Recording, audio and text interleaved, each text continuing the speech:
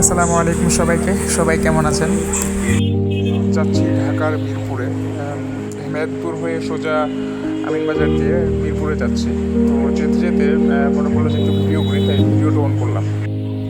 On করার উদ্দেশ্য হচ্ছে যে ঢাকায় প্রবেশের সময় এর প্রথমবার আমাকে পুলিশ ধরেছিল। তো ধরার পর আমার কাগজপাতি সব ওকে।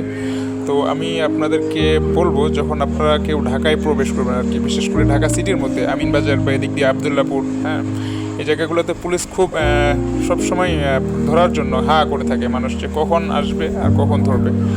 তো আমি আপনাদের বলবো, যদি আপনারা ঢাকা সিটির মধ্যে ঢুকেন, যেদিক দিয়ে ঢুকবেন, আবদুল্লাপুর হয়ে ঢুকেন কিংবা আমিনবাজার কিংবা কাশপুর ব্রিজ দিয়ে, ও ঢুকলে সাথে সাথেই আপনাকে পুলিশ ধরতে পারে।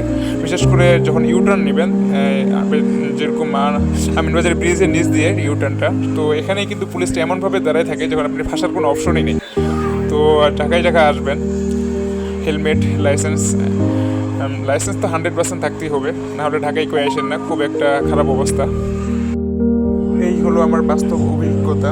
তো আপনারা যখন ঢাকায় ঢুকবেন অবশ্যই সতর্কতার সাথে গাড়ি চালাবেন। ধন্যবাদ, সবাই ভালো থাকবেন। আসসালামু আলাইকুম। সবাই দোয়া করবেন আমার জন্য।